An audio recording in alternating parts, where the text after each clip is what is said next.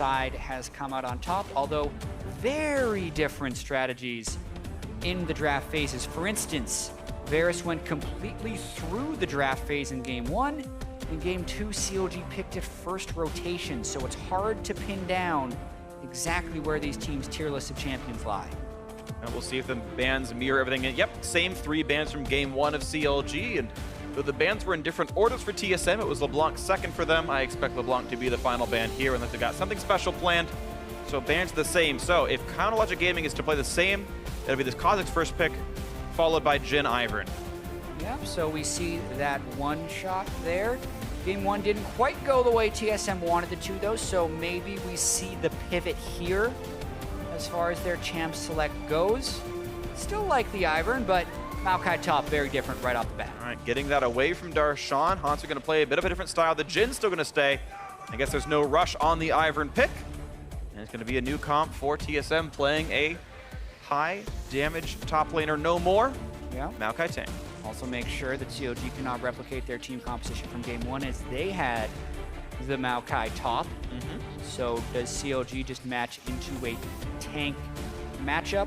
One thing that I feel like really values the Kha'Zix is if you can get very standard looking team compositions on both sides with hyper tank top lane and then just high DPS in the mid and the bot lane, because Kha'Zix gives you that unique backline access to assassinate squishies that other junglers in the game just don't have.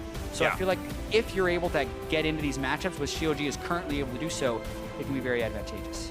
So it's going to happen. Sivir's still going to come through. They seem to really like Sivir specifically into Jhin from what I can tell. As far as the pick phase is concerned, the comp otherwise looks similar. We'll see if TSM are able to give themselves the second phase Aurelion Soul ban, or if CLG gets to play a similar comp. Yeah, and we also have to just wonder if the second phase of bans is going to be the same as well, because with the Ivern locked in right now, I feel like that has very strong synergies with tank tops, just the extra shield spam to make Maokai even more unkillable. But we've seen very heavy support bans in this phase, and I feel like that has actually been advantage CLG for the most part, because I think Aphromoo is more comfortable on things like Karma and Morgana. If TSM go for Jhin Zyra right here, or they just force CLG into those bans, I feel like they can get a pretty powerful play here. Let's see what it's going to be. Corki off the table this time. It's going to be a new mid laner forced on the table for Bjergsen. Maybe that makes things look a little bit better, but Huhi will have to find a new champion as well, as both the Rise and the Aurelion Soul that he played so far this series were banned away. Got to figure out who's going to get team fighters, who's going to go for an assassin, who's going to do what. We do have new things on the table. Huhi, generally known as an assassin player, the Zed and even the Dianas of the world were things that he used to play a lot of. It's very true. He's played some Katarina early on in this year. Yeah, his Echo was good. I think he played it. Yeah, he played an Echo game and it looked great, so who knows? Yeah, the Malzahar ban comes through, seemingly forcing CLG into that Zyra ban as we see them lock in the bottom side of the screen. So the main supports are taken out of the rotation here. I expect TSM to go with their support pick here to save the mid lane counter pick for the last pick of the draft. And could it be a third Thresh game in a row for Biofrost just for that playmaking? Looks like it's going to be. I expect them to lock this one in. So more Thresh coming through. 3 in a row for Biofrost. CLG never considered it important enough to ban away, despite the fact they get 5 of them. And yeah, at a certain point, you wonder if maybe they needed to do that at some point. Biofrost has looked pretty good overall through this series. Once again, we'll see if he and WildTurtle can win the lane. Stixxay needs to pick either mid or support for the squad. They're going to have to pick both anyway. Yeah, I think they're going to end up going with a Karma for the support. So the main question I had would be their mid lane choice, since I don't think an assassin would have been good since they are up against an Ivern and Thresh that have so much burst shielding potential. We'll see though if Aphromoo goes for really anything that he wants here, because Nami would still be up. He's played a lot of healing supports in the past. Very curious to see how they round up this team composition. Oh, the Bard gets left up. That's right. It got left up from the other 2 drafts, and it looked like it's going to be his champion. Orianna, partially the pick is for team fighting. Nope, just kidding. We all got trolled. They tried to make him think the Bard bans were worth it, but he wanted to play Karma anyway. Still thought it was the right choice. Orianna will partially block a Cassiopeia pickup. It's known as the soft counter. It's a matchup people are happy to play on the Orianna side.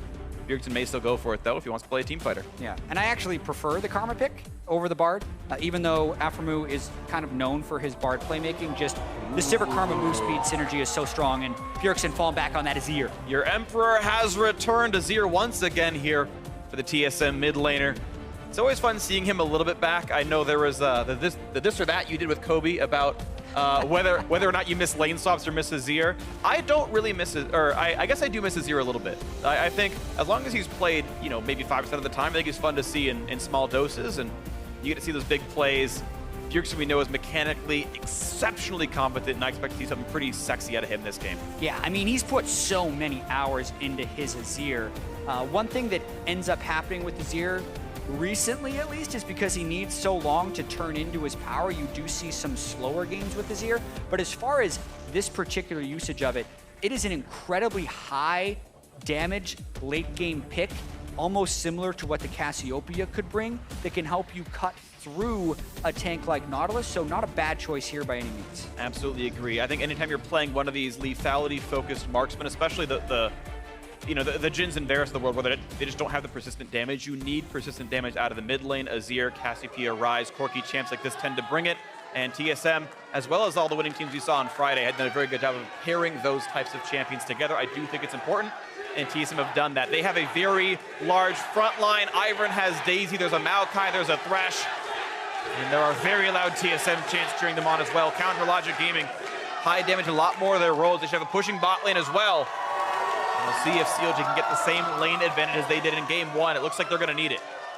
Absolutely, and I'm glad this has gone to a third game, Phreak. You want as much TSM versus CLG as possible. They only meet twice per split, so it's great to see when they go the distance. 3 times they're lucky in playoffs, and maybe we'll get even more as time wears on. Of course, keep in mind, if you missed the interview heading into the game, there is a bet on the line between the team owners, Hotshot GG and Reginald. Whoever loses must get the enemy team logo tattooed on his face for a week. That's a pretty temporary tattoo. It's not, you know, it's not ink under the skin, but still a good bet. Personally, I feel like that's a pretty lame bet. Really? I feel like I heard some of the things they're talking about earlier, like you have to cook him a meal, you're like his servant for a day, and those sounded cooler to me. But, I mean, face tattoos are one thing, but when it's temporary, they say a week, you're going to wash that off like 2 days later. I mean, I feel like making eggs for Reginald is way less embarrassing than wearing a TSM logo on my face. Just in general. Just not even as part of a bet. Just, fair enough. You know, life choices wise. Who would put a TSM logo on their face? I'm kidding. I love you, TSM fans. I'm sorry. Nice save. Yeah, nice save. I'm just kidding. Equally, you know, scary to do it for any other team in the NALCS. I just like to rag on TSM fans because there's so many of them. Always fun to make as many people dislike you as possible. Yeah, that's my road of going for things. Just have as much anger as possible in the world. Size cats, TSM. Yeah, I hate cats. I hate Infernal Drake. Yeah. I don't actually hate TSM. I'm kidding. I'm sorry. But we are into this game, of course. I'm sorry for derailing the conversation. Svenskeren shifting up his jungle route, actually, starting on Wolves. I like the idea of just doing different things. In pro play, players will research you, and if you have habits, they will abuse them. I like making small adaptations. Sometimes it will pay off in very advantageous ways. But the biggest thing that happened for this one is that he had the ward on the blue buff of Xmithie, so he knows he can just do the Ivern thing and quickly go and steal red buff. What will be interesting is if Xmithie, since he had a ward on Svenskeren's red, is just going to end up doing some vertical jungling and moving up towards red, because that would be the standard play. It would be. You're going to see he's pinging that I'm going back to my own camp right there. And the thing is, actually, in looking at Ivern games in general, I've had a bit of experience with this myself. If you're opposing like Lee Sin, gets a leash from his duo lane, he clears the camp so fast, he catches you at the buff anyway. But Xmithie, of course, taking a slower route, walks through and says, oh, yeah, oh, it's gone, all right. Yep, bad guess. That means you're 3 buffed.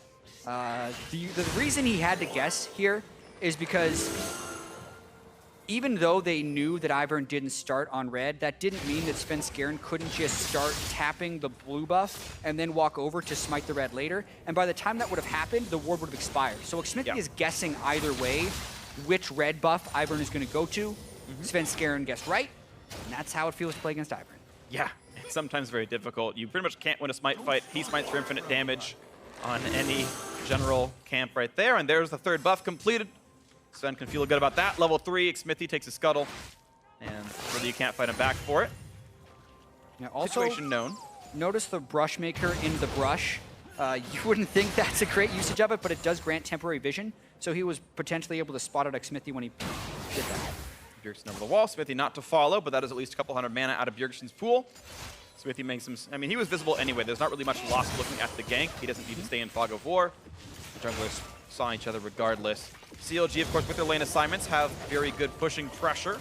Sivir and Karma, two of the very best lane pushers. Darshan down, a little bit of farm, but not terrible. And actually a really nice hook, actually. Puts Hauntzer in a bad way. A couple hundred HP advantage. Xmithie clears out the camps. Jungle fight. Well, it's double up in a level advantage. Feels pretty good for Sven. Yeah, not much of a fight.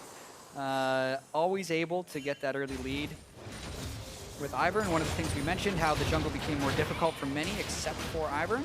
Well, Darshan. Fight's getting a little bit dicey. And he's going to hook in. Here we go. Into the octagon. The damage is there. 300 HP versus 150. Cooldown's up in 8 seconds. They both have flash. Flash E. Hooked up in 5. And Svenskeren just goes, all right, we're cool. Yep. Well, Darshan went for it. Still down in CS, though. Hauntzer, I think he made the lane getting the best of though. that. Yeah, they're both going to TP back here, and Svenskeren can help shove this in, which is actually going to be kind of necessary. Yeah, now Darshan, I don't know if you actually saw Sven. I don't know if you saw him in the route when he went over towards the Krugs, but... And he's been playing pretty aggressive, no flash. Double root's going to be there. Now, can he get the anchor down onto the wall? They're going to try to body block it. It looks like Darshan doesn't have a way of doing so. They get him. Perfectly played. TSM removed the escape route. The attacks are there. Brushmaker for the auto attacks, and there's first blood coming through. Nicely done, Svenskeren, making the gig happen. And Darshan going to lose that big wave as we see the team owners down at the bottom of the screen. Big start there for Hauntzer and Svenskeren, and Darshan getting aggressive, losing a huge amount of experience. Ooh, losing a huge amount of HP as well as Stixxay, a nice hook. Turned around decently enough. But yeah, I gotta say, very big things for the TSM top side. Worth pointing out, CLG doing famously in bot lane, up 10 minions right now, and Xmithie, maybe not the most beautiful trade, but it's gonna get some meaningful damage. Shouldn't be in danger anymore, but at least is able to acquire the farm that Darshan lost. Yeah, really just trying to get as much experience as possible because he was set back early on in the game. We're going to watch this one more time, though. Svenskeren just looping around. Darshan used his flash previously, and he had just teleported back. This is the most punishing time to gank a top laner, is after they've already used their teleport to get back to lane. Red buff, as well as that last Brushmaker, keeps it continually applied. Hauntzer is able to finish it with the Arcane Smash, and then that entire wave is experience lost for Darshan. That's pretty beautiful for him. Now Svenskeren, ooh, Stixxay would not expect this. Well, he's got a spell shield, so Sven might just turn for Aphro. He's gonna get the slow at the very least, and now point blank on Aphromoo. Hook's gonna land. It's gonna be quite a bit of damage. All the CC they need, not even a chance. Get away, Aphromoo. Did not flash away from the point blank route, and that's 2-0 for TSM yet again. Xmithie pushed out of the river by Bjergsen, who's himself up 5 minions, and TSM off to the same lead they had in game 2. Yeah, and I like the way Svenskeren ganked right there, and it's how you should be ganking on Ivern, is you actually just walk up to them with your shield, hoping to get the slow, and only then do you cast your root caller, because otherwise it's too slow of a skill shot and it's easily dodgeable. Aphromoo should have flashed it based on the cast animation, but failed to do so. Yeah. And then once he was rooted from that, it was chained with the death sentence, and they burst him down. And that was well executed by the rest of TSM. This time around, the skill shots landed. Once again, a fight in the top lane. Level 6 for Hauntzer. Doesn't use the ult for the damage, just gonna punch the opponent back and forth, and you can see Darshan having to use cooldowns for retreat. Not something he wants. As the blues will be handed back and forth. Bjergsen gets to feel good about a blue buff steal. Yeah. And this could be pretty substantial because Svenskeren's probably going to be able to refresh this blue buff for Bjergsen. Or if Xmithie actually tries to invade in, they don't have the point of power in this game to do so. He's not yet level 6, only halfway to it. Meanwhile, Svenskeren's level 6, and Bjergsen would be able to collapse over the wall with full mana. So I can see Xmithie wanting to go for it, but I don't think he's going to be able to. Speaking of not being able to, CLG can't stay in the river anymore. A quick ward to spot if the dragon's going to go down later, but it is TSM living inside the jungle of Counter Logic Gaming. The brush, the wards, and aggressive control ward there as well, and makes life real difficult. There you go, Brushmaker lets him know, yep, Xmithie's right over there. He's got to be afraid as he kites the camp down and kills it as much of the fog of war as he can. Finally able to evolve his claws and feels a bit better about this one. Okay, so 1,500, 1,300 the gold lead TSM. CLG can work back from this, but it's been very good work out of both Hauntzer and Svenskeren making these plays happen. Sven really making both these kills so far. Man of this game, at least for the first 8 minutes. Yeah, going to scale up in a very supportive sense. I feel like Ivern's strongest point of the game is with Redemption as well as Locket. Huge amount of mid-game team fight power. And they're going to have the rest of their damage hopefully come through from the Azir and the Jhin later. Unlike CLG, who's going to be hoping for Xmithie to be a damage threat later in the game. Looks pretty good right there. Now a red buff on a Hauntzer, of course one of the strengths of Ivern. You get to share free buffs with people and it takes them like 10 total seconds to grab it. Red buff does give health regen when out of combat, so it's going to mean full HP for Hauntzer all the time, in addition to his true damage that he can apply with auto attacks. It's actually a huge amount of power, being Yeah. able to double buff like that. Also, this is the first real Ivern we've seen in NA, so I'm going to keep throwing out Ivern facts. You just throw the brush on the Drake, and then the enemy team just can't see it. So it makes it so hard to lifesteal. Like, if they had a ward in the pit, once he's in that brush, you just Drake disappears. So you have no idea how to throw in skills to steal it. Literally can't smite. Svenskeren can save it. Yep. Easy Drake. And that's nicely done. Mountain Drake going to be good in the late game. Doesn't mean too much right now, but you take what you can get. Absolutely TSM. Very little resources were required for that. And a nice spell shield by Stixxay, but look at the damage output. You can see there's the reason they picked this Karma Sivir lane. They're still up minions as a result, even after the kill came through onto Aphromoo a while ago. But just not the same power. Svenskeren ganking the way he has been. Xmithie individually actually down gold 300 under Svenskeren, which you'd expect based on the assist count. Otherwise keeping pace aside from the fact that buffs have been getting stolen away. Absolutely, and just look at how fast this lane can shove the Sivir Karma. Props to CLG to reaching back to this lane, since most have just completely bought into the Jhin Varus Ashe game, but the Sivir Karma, even if they're not going for the lethality rush, can just shove out a lane like Jhin and Thresh. There's no way Jhin and Thresh can shove as fast, so Stixxay just able to try and keep the map pressure up, and that's the best part of the map for CLG right now. Even though they had the death, just being able to keep the map pressure there could lead to some rotations. I wonder when they're going to be going for that turret push. Creator counter, but suddenly it's 2v1. No fair, Darshan! Outnumbered in this fight. Huhi helping out with a shield. And looks like they're just going to walk away as the cupcake touting Daisy is just going to freeze frame for a second. Popping and locking as you will. Uh-oh. Looks for the big play, knocks him right back in. There's a shockwave. Here comes a CC chain. And it's going to be a stun landing on a Bjergsen. Nothing else to do as the team runs for dear life. There's the quick play back in, though. Biofrost wants to make this happen. More crowd control. Daisy goes down. Xmithie has something to say about the jungle choices. One casualty for TSM. Poor Daisy. Yeah, that's doesn't count as a kill, unfortunately. No. The 5th gold instead of the 300 or 450 plus assists. And that will give Stixxay some time on the bottom side, but it also gives Hauntzer a lot of time on the top side. Darshan falling dangerously far behind. I mean, he was lower level than Ivern while running into him in the jungle right there. So CLG investing a fair bit to try and get something happening there, and really nothing doing. Yeah, nothing just yet. It's just lane pressure from the bot side, and the turret's getting low. If they can get Huhi and Xmithie to roam down, they can probably 4-man that turret, as long as they don't lose top lane first. But top lane is down to half, and Svenskeren wants to be part of the party. Suddenly it's a 2v1, and Darshan has to give us a little bit of respect. Gives it enough to not die. Yeah. But it's only a matter of time before those turrets start falling in the pressured lanes. Really feel like Svenskeren did that because he had nothing else to do. Ivern's turret diving is pretty weak since he has such low damage, but he does want to stop Xmithie from taking that blue. Can't quite get there. Well, something bright now for CLG. 3 top lane doesn't turn into anything. And back they go to their assorted lanes. I do, again, still want to see on the aggressive side. I feel like CLG bot lane is their point of pressure, and they're normally very good at getting first turret. See if they can make that happen here. You know, they've been able to chip the turret fairly substantially. And with all the jungle tomfoolery up in this top lane, it's drawing attention away. Hauntzer's going to try and kill Xmithie here. Oh, flash play is going to land. Spell shield, not going to get him out of the box. Ignite is on. A few more autos do a good exhaust, but Turtle can flash auto. Not quite going to find it. Actually, flash it down anyway, but Darshan is now with the teleport.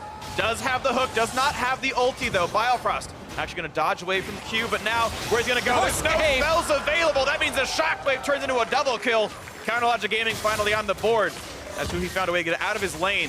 And that's going to be bot lane first turret. You've got to assume almost for sure on CLG's favor. Yeah, and that play backfires in a huge way for TSM because it's an incredibly risky play to flash forward like that when you have no teleport in your top laner and no assistance coming anywhere on the map. So unless this play instantly kills, it's only going to backfire for TSM because no one else on their team can help them. So Biofrost gets the play, but they can't lock him down with any other CC, and then because of the exhaust, WildTurtle decides to go back, but CLG matches with teleport. They end up not even getting the first turret, and now Hauntzer might go down. They did get first turret. This was just a traded kill, but yes, it's going to be Xmithie. Oh, sorry, CLG gets first turret. Yeah. I misunderstood you. You're right. First turret, CLG. TSM got one answered, and of course that solo kill by Xmithie means Counter Logic Gaming have tied up the gold within 300. Yeah, just strategically, if you're looking at a big picture, it was really poor choice by TSM because the one lane that is strongest for CLG is the place TSM tries to even number duel without the ability to match, and that only strengthens that bottom lane even more and pulls CLG right back into the game. That's got to be heartening for the CLG fans and CLG players. And oh, that's a hook on an Aphromoo. Into the root collar, into the play. A quick shield from Huhi keeps him just barely alive, but not long enough. Redemption doesn't come down in time. Actually, it was Bio? No, it was. Sorry, yes, it was Svenskeren's redemption. It turned red, and I was like, wait, Biofrost doesn't have one. Svenskeren would have killed him even if Bjergsen didn't. Nicely played there, TSM, to find the pickoff in the river. Yeah, extra supports in the game. And yeah, that's just, once again, Svenskeren going with that max Q increases the root duration and allows more time for Biofrost to match with the death sentence. That inbuilt synergy could actually be why he's going for the max Q, because the wind-up time as well as the travel time on the Q, if you only put 1 point in root collar, the weaken duration, might not land. You could flash out of it. But now, if they land the root collar, it's a pretty much guaranteed death sentence if Biofrost is in range.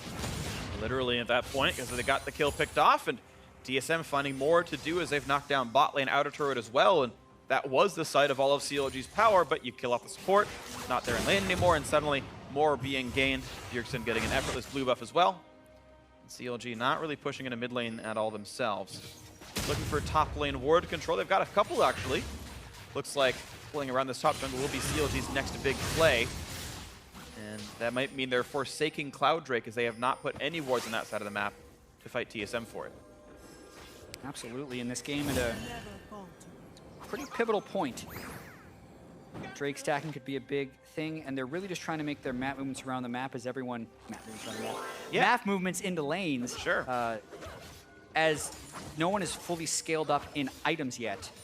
Nashor's Tooth obviously good for Azir, but I feel like that's weaker when compared to the Morellonomicon and Sorcerer's Shoe Spike of Orianna. But once again, we have that mismatch of the Jhin being at the items he wants, Sivir not quite there yet. Yeah, Sivir feels good at BF Sword and then gets progressively worse until you're about 35 minutes into the game, and you're right now kind of troughing a bit as the Serrated Dirk is in. That's just more icing on the cake, which is fitting when you've got Candy Cane Ivern here. But look at all this control. TSM revealing the brush, walking in and taking over this left side of the map, and battling for the same sorts of areas that CLG was. Nice move by Huhi, actually wins that trade and gets some good poke down. Of course, Sork Shoe is really effective against someone who's not building any more magic resist. Bjergsen will have to give some level of respect, but suddenly it's a 4-man mid lane push, and Huhi's got to run pretty fast away from this one. They will pick off Daisy. Isolated makes that easy. More shots into Xmithie, pull the rest of the team in. Darshan here on the sides to reinforce. 4v4 is called off. Yeah, a relatively effective defense there by CLG. It is hard when Ivern walks into tank the turret and the rest of the team moves in. They got poked pretty hard by the Jhin ultimate, and TSM's going to try and rush down this Cloud Drake, which, by the way, CLG will not be able to assault. They have no ways of getting a ward on it unless they go in for a full fight. There's not going to be much chance to W. Not going to land it. It was a nice attempt, but it's still a very secured smite. CLG were unable to put pressure onto Bjergsen. He was 1v4 in the mid lane while that Drake was going in, and really not affected by anything. Even putting in the dance moves. Love it, Bjergsen. Emperor still got his groove. Oh yeah, really good wave clear on that Azir. Can often survive those odd-numbered situations as well. Most good Azirs as well keep a soldier in their pocket in case someone comes for them so they can escape. Shockwave and isolation. One more hit would kill him off, and he has to flash away, but that is double summoners down for Bjergsen. A great shockwave by Huhi, but doesn't turn into anything as that minion wave is basically gone. Yeah, and really close. As we mentioned, having that last soldier able to cast as Bjergsen is able to slide away with his flash. Not before Huhi pegged him with the shockwave though, so a little bit more AP if Bjergsen doesn't build up any of that magic resistance. That will turn into a kill later. Of course, Blasting Wand does not turn into Abyssal Scepter, so it looks like it's not yet in the works for Bjergsen. Might be a little bit longer. Xmithie to battle for Scuttle Crab. Vision is nice, although we really don't expect to see Ripkill be going down. Just a bit of river control. WildTurtle just collecting wave in the top side, and again, it's CLG just sort of saying, okay, we picked off their mid laner, we made him recall. Let's just shove waves and recall ourselves and reset. So CLG have yet to find their aggressive moves here. Instead, it's going to be TSM looking for a bit more. Xmithie's got to jump this wall. He will do so, but he's taking even more damage. That's his ultimate down as an escape tool. TSM back on the siege from mid lane. Good damage into Stixxay. Yeah, just trying to get as much damage on this turret as possible with the poke. Second time to turn and the Oh, poke. not good for Xmithie. That's going to be the kill picked up. Hauntzer grabs it under the turret. Basically invincible, and TSM opened it up even farther. 3 turrets to 1, 4 kills to 3, 2,000 gold up. Yeah, was ready to compliment Xmithie for his hop over the wall since he hasn't evolved it. It's actually a pretty tricky move. Then he just sticks around and gets hooked one more time to lead to the kill, and TSM going to try and take a lot off of that. All right, well, I guess they can grab the Rift Toyotas. There's no outer turrets left to kill off, and they said, well, 20 minutes, I guess we'll grab this after all. They've got to kill it in the next 25 seconds or it will despawn, but that's more than enough time for them. Ivern, of course, great at killing those things off. Daisy's a good tank, so is Maokai, and Hauntzer is delivered extra split push power in a matchup he was already winning substantially. Exactly, watching this one more time, they have the Thresh and the Ivern in the brush, but the vision is there since the turret is close enough to it, so not many excuses for Xmithie, just kind of trapping himself up against the wall and not giving him juke opportunities. Falls pretty easily. Good pickup then, TSM. As we know, growing their lead, and they really were able to snowball properly earlier on. See what more they can get for themselves.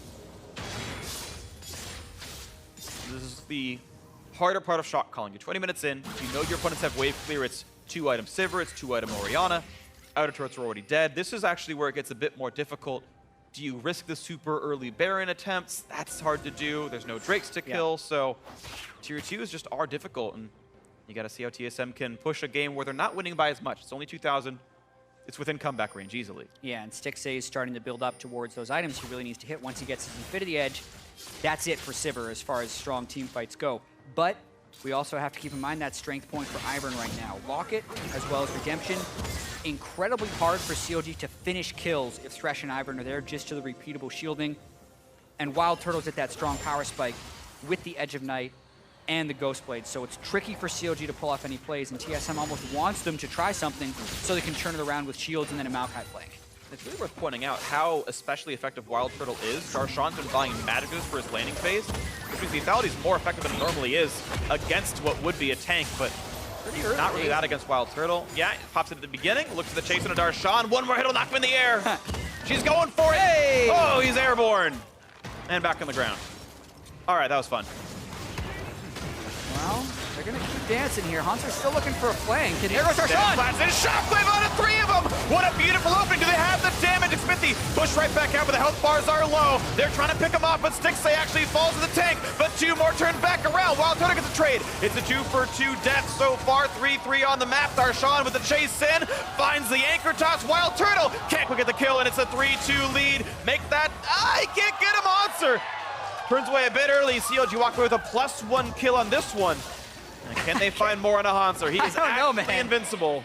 He's a little tanky right now, and they no longer have an AD carry, but that fight was about as perfect of an initiation as CLG could hope for as they get the 3-man shockwave, and even with that, it's nearly a 3-for-3 as Hauntzer continues to try and be a nuisance. Nuisance he is. He's still not losing HP. That was actually just nothing happened to him. He gets damage reduction when he's alone, and yeah, and we mentioned the difficulty of finishing kills on TSM, so even with the 3-man shockwave onto Biofrost, Bjergsen, and Svenskeren, the Redemption comes down and the Locket shield absorbs. And all the while that's happening, Hauntzer is executing Stixxay on the backside. So yes, CLG do win the fight thanks to their good initiation, but it is not by much. WildTurtle burning the flash in a straight line into the dredge line, not that great. Yeah. But Xmithie able to escape on the backside, can't get finished off by Hauntzer.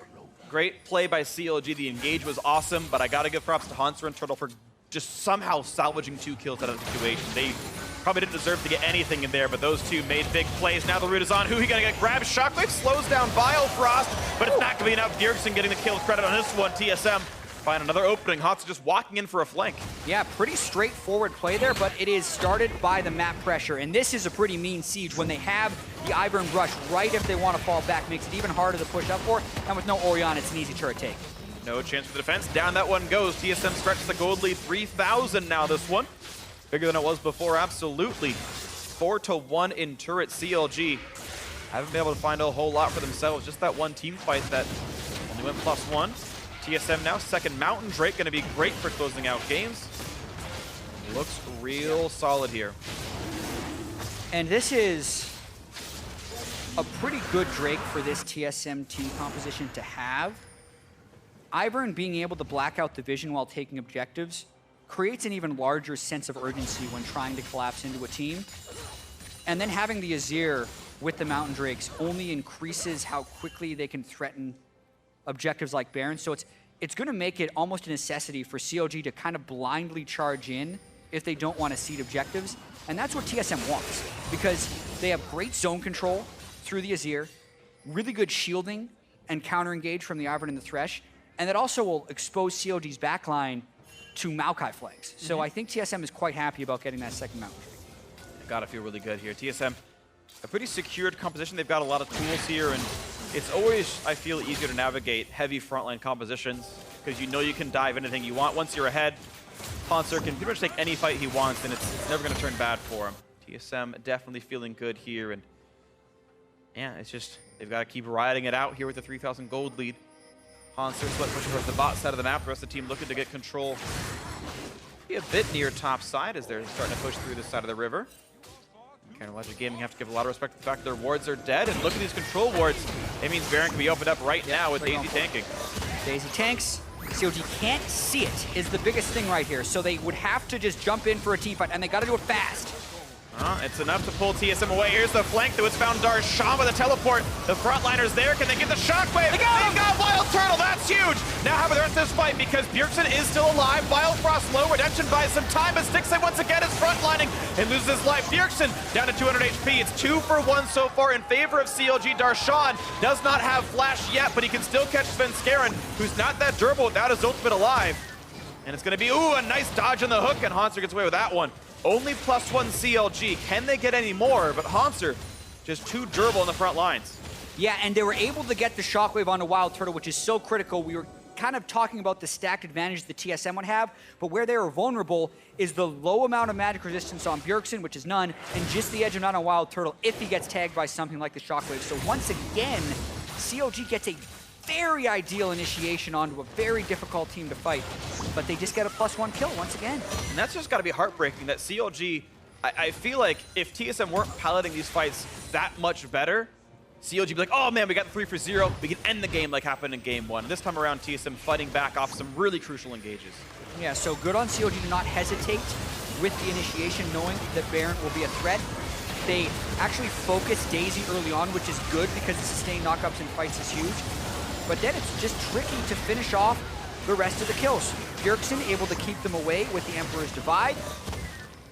They keep the Ivern shield going, and then they're unable to finish off any kills. And they actually look back to Baron, continuing trying to force his play. Nothing doing. And Xmithie almost found Bjergsen in the wings with that one. Jumped in, got the isolated Q, but Bjerg was able to jump over the wall. 3-0-1. Void Staff now done means if he does stay alive in fights, he can just eviscerate frontline.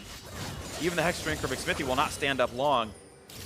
But CLG feel like they are the team with the advantage. Void Staff going to be next for Huhi. Will mean he'll be even better at picking people off, but that mid lane not going to fall just yet. CLG still cannot buy a turret. Yeah, it's so hard for them to push in this matchup. I mean, Darshan falling 60 CS behind, and part of that is just from side wave manipulation. It's usually Hauntzer who has the freedom to go to that side wave and keep them pushing, and it's denying a lot of CS on the side of CLG. Well, we'll see if CLG can actually make this happen. I think back to their set against Cloud9 last week, where it's like, ooh, CLG is actually playing up against a team who's got 3 wins so far in matches. Like maybe they can actually do what it takes and beat a #1 team, and they couldn't quite close out Game 3 against Cloud9. Cloud9 outshot called them. Here they are against TSM in a game that is very clearly winnable, and you're seeing those glimmers of good plays. Those shockwaves are great, and now again a hook comes in, but Darshan is tanky, still hasn't broken through the shield. Xmithie might be knocked up soon. And that focuses on the Daisy. Svenskeren dropped a bit low as well. Big shield comes out. Shockwave catches 2. Here comes the front line damage up when Darshan's got to run away. He's running out pretty rapidly. Hauntzer can't let pick up the kill just yet as another shield comes through. Redemption puts even more health in, but CLG fights to kite back. Biofrost picked up by Huhi, but look at the kills coming back around. Xmithie getting a bit low. Over the wall comes Hauntzer. That could be another one picked off as he tries to take down. And look, the knockback out of Stixxay. The damage is there. Bjergsen still staying alive. The 3 fights in a row with the 100 HP left on him, and Darshan just going to be picked off as well. A triple in for WildTurtle, who stayed alive the whole way through. 4-for-1 TSM. That's going to mean Baron again. Yeah, and a solid front-to-back team fight there by TSM. The main turning point is when Huhi went in to finish the kill onto Biofrost, but fell himself. That meant TSM had one true threat to worry about after that, which was Stixxay, and Bjergsen was able to go in for that kill. We're going to watch this one more time as TSM also gets to start it on the tank of Darshan and not overextend for these kills. They just stay on Darshan, keep Hauntzer in the front line with as much tank as possible. He's not getting touched. The Shockwave doesn't hit the back line this time, which is, again, advantage TSM. And they stay back through the Nautilus ultimate and move forward slowly with tanks in front. Watch Huhi here, though, as he goes in for that kill. Immediate hook. But death sentence as it's the dying breath. That's one threat down. Bjergsen sees Stixxay over the wall, goes for the shot backwards as Turtle was picking up a kill on a Kha'Zix over the wall as well. And just a strong, well-played team fight there by TSM as they pick up the final kill on the backside. He's like, I came so close. He actually nearly got that kill onto Bjergsen as well. Stixxay himself only a couple hundred gold away from Infinity Edge being done. If that comes through, maybe that fight looks a bit different and he picks the Emperor off. But it's TSM, 7,000 gold in the lead. Xmithie making the best of a bad situation. Will be taking this Drake down. That's a bit nice for them, but still a long way to go. Bjergsen now blue elixir in, means he can eviscerate these turrets with attack speed. TSM stretches the gold lead even farther. 8,000 up, another Emperor turret up. And yeah, TSM can look the closest one out, we think. Azir no longer able to just press W on turrets for the big chunk, but that doesn't mean he can't attack it extremely fast for large amounts of damage, and that's what TSM's going to hope to do here with now a 7,000 gold lead, is just keep the wave spread out, chip down the outer turrets, and force CLG into some tough initiations, as TSM is ahead in a lot of important ways. The Infinity Edge is done for Stixxay, but at this point, it's up against a 200+ armor Maokai. He needs a Lord Dominic's regards to cut through. Big brush wall up, now come the rotation to the mid lane, and TSM using this Baron buff for as much power as they can. Daisy just tanking the front line. Even that's able to walk away after the shield's time out. TSM break one of the turrets. And to call back to CLG Sears against C9 last week, CLG is showing these glimpses, but it's not going to show up in the standings unless they're actually able to close out these series. Take one game off C9. They've taken one game off TSM, but they can't get that second one. They would actually walk away from this at 1-4. It's a very discouraging start to the split. It is discouraging. Again, you can argue strength of schedule. TSM and C9, maybe the two best teams in NALCS right now, but still not pretty. Looking at a little bit more here in this one. They're going to catch up to Xmithie. The hook's going to land. Beautiful by Biofrost, and a few more shots will do him in. Root Caller's going to get there yet again, and that's the final shot coming through. WildTurtle picks off the CLG jungler. TSM hoping to improve to 4-1 with this match win. It looks like it's going to be likely. Darshan rooted again, WildTurtle locking him in place. And another kill gonna be in the works. There's that picked up. 2-0 so far. Huhi running away, but not gonna run fast enough. Turtle with yet another one picked up. That's 4 kills already, and Stixxay alone inside the fountain isn't gonna do enough. TSM will cement the comeback in the series. TSM improved to 4-1, and Hotshot GG is gonna have a TSM logo on his face as TSM wins the match. And they just walked through CLG in that final team fight. The Ivern shield spam on Maokai made the Nexus turrets completely a non-factor, and CLG was unable to cut through anyone in that 5-0 final team fight. Beautifully played, TSM, ending the game. Hauntzer up just 8 shy of 100 farm over Darshan. Ecav, Svenskeren up levels as well. Bjergsen still not dying, and there were razor-thin margins in this game. A 32-minute victory is on the fast side of average, but Bjergsen was under 200 HP in a team fight at least 4 times this game, where they nearly picked off with the shockwave. They nearly got him off with one more auto attack from Stixxay, and those margins could have made huge differences. This game was the closest of the 3, definitely. For sure. But CLG Gaming not able to quite pull it off. Yeah, also pretty decisive endings this entire series, 26 minutes, 25 minutes, and 32 minutes, all substantially under the average for LCS games, so you have to credit some of the decisiveness at the end of the game by these guys. Just thinking about this game overall, like you say, slim margins, those close team fights, especially when you have these kind of front-to-back team fighting teams and they're mashing into each other over and over again. You lose that one fight at Baron, it extends the lead, and then sometimes there's just no coming back. And we really saw that here with the final push from TSM. Yeah, absolutely agree. TSM certainly leaps and bounds better than they were over in the very first week, where it looked like that team was just lost and no one was playing very well. It was like Sven and Bjerg versus the world, and now it really is good contributions from everyone. The kill leader in this game is WildTurtle. I thought the Jhin in the third game was played pretty nicely.